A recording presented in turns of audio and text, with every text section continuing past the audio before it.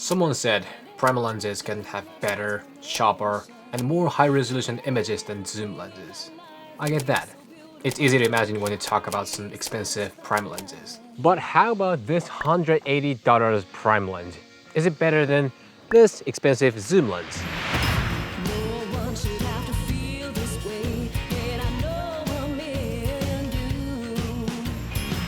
So when you think about purchase of lenses, prime lenses always come in your mind. Like, you get a zoom lens, so next thing you gotta have is prime lens. But hold on, I'm searching some prime lenses like Sony 35 GM, Sigma 50 Art, but those cost more than 1K. Hell nah, I'm buying wide zoom lenses.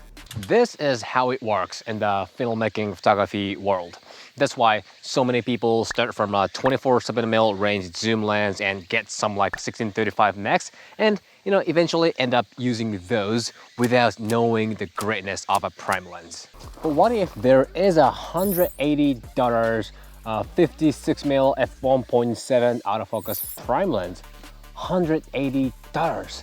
If this can provide you with what you want, the world will be totally different. So today I'm gonna test if this $180 Viltrox 56mm f1.7 can be the great prime lens option, and if this can be better than this $900 Tamron 28-75mm G2 lens.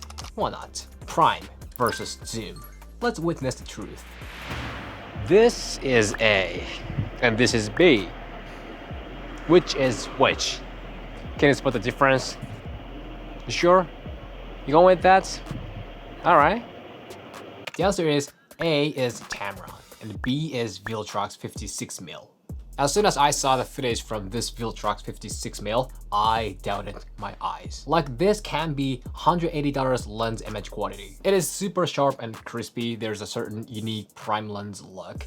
It is difficult to put in words, but prime lenses tend to have a high density feel in the image. You know what I mean? It's weird to say, but everything is gathered in the center. I guess that's because of the lens structure. And you got a faster aperture, I don't know. But this Viltrox lens also have that unique prime lens look. When you compare the actual sharpness and resolution at the same time, there isn't a big difference. Both are doing great job. I don't know which I should say, doing better. Tamron is a zoom lens, but it has the same sharpness as prime lens, but this prime lens is at $180. But when I consider this Viltrox has a certain prime lens look, I guess I should praise this Viltrox 56 more. Also, I found the price difference here. When they shoot a first subject, Tamron shot it a little better. Probably zoom lens is supposed to shoot, mini focal length. They might be good at shooting first subjects, better than prime lenses, especially this lens. I guess this came from the,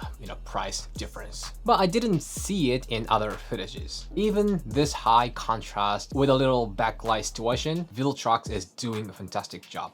It got a great detail on shadow as well as Tamron. So far, it's like they have pretty much same optic performance. Yeah, okay, this $180 Viltrox is legit, although it is $180. But can we just go for, Tamron 28-75 zoom lens? Because if they have a same image quality, this is just better because it's zoom.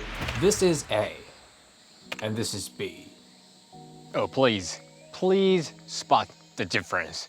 Of course, A is a Viltrox 56mm 1.7 and B is a Tamron 28-75 2.8. Of course, there's a Bokeh difference. The price doesn't matter here. Even though Viltrox is $180, it has f1.7 and that is just what it is. 1.7. Okay, maybe some $1,500 prime lens have a better bokeh, even though they have a same 1.7. Even though this Viltrox is $180, it has a way faster aperture, 1.7. Tamron is doing great with its f2.8. When the focal length is over 50mm, it can create a massive bokeh like this. So there isn't a crucial difference, but look at the subject. Viltrox has a shallower depth of field, so its focus area is smaller than Tamron, which makes the face so distinguished and isolated from the background. Even when they are same aperture f2.8, Viltrox makes a better portrait shot. Again, this is $900 and this is $180. No reason not to get this. So I guess there are many people who have never heard about this Viltrox lens before. So before diving deep in this topic, let me quickly show you guys what this lens is. So this Viltrox 56mm f1.7 autofocus lens is for APS-C cameras such as Sony A6700, ZV-E1 or FX30. But like I have been doing in this video, you can use this on full frame cameras like A7IV, A7III without APS-C crop mode. Especially if your camera has a high resolution with like A7IV, there won't be a big image quality degradation even if you use it with a crop. So even though this is $180, the build quality is not that bad actually. It doesn't feel cheap, although it's super compact like this. When it's on the camera body, just like this, it makes you want to bring this out every day. I was using this setup for the street rather than a gun, style shooting, but the mobility was so good. So good. Come on, this lens captures things super sharp. I mean, still, I can't believe this is just $180. Oh my God. Of course, it doesn't zoom and doesn't have that great, stabilization performance compared to versatile pro zoom lens. So when we talk about usability and, the functionality, of course, zoom lens is a lot better, but look at, how tiny it is. This is A7IV and this is Viltrox 56mm 1.7.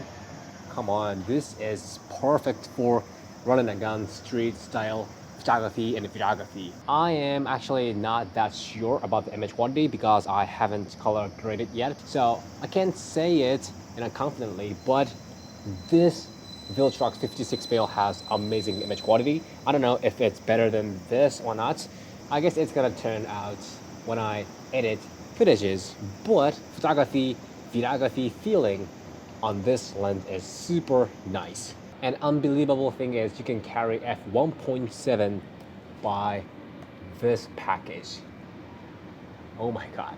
And one of the biggest features of this lens, autofocus. In general, this type of lenses are manual focus, but it says autofocus. And not just autofocus, the compatibility with the Sony cameras is so good. Even when it's f1.7, it is super fast. And you got a good at tracking performance. Although it sounds like this.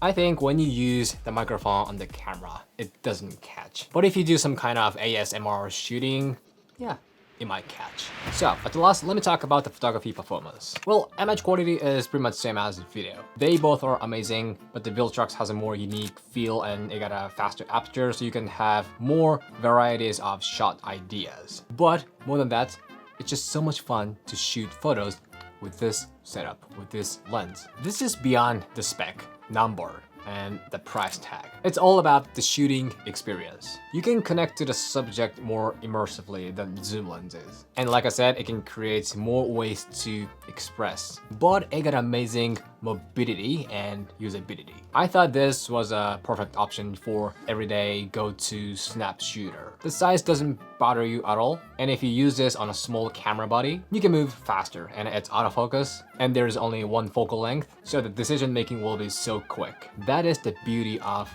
this lens. So if you shoot photos a lot, you should try this. Okay, this is it. Can this $180 lens be the legit prime lens option? It absolutely can be.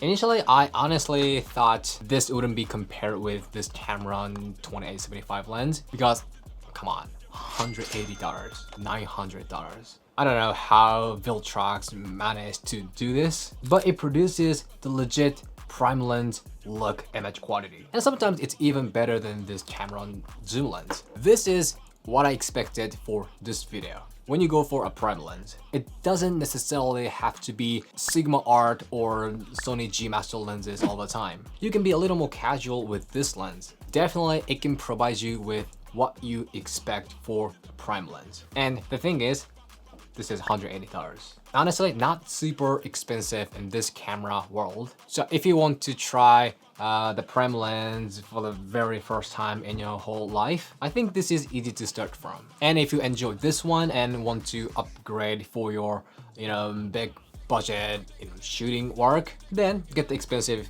prime lenses. It's just this one is really great option to learn and practice that prime lens. Wait for the quantity or rush for the quantity, depending on your life stage, but most of times rush for the quantity because we gotta keep moving for getting the experiences. Okay, this is it. If you have any question, just shoot me anytime, anywhere, and if you like this video, show me a thumb and hit the subscribe, and I will see you in the next video. Ciao.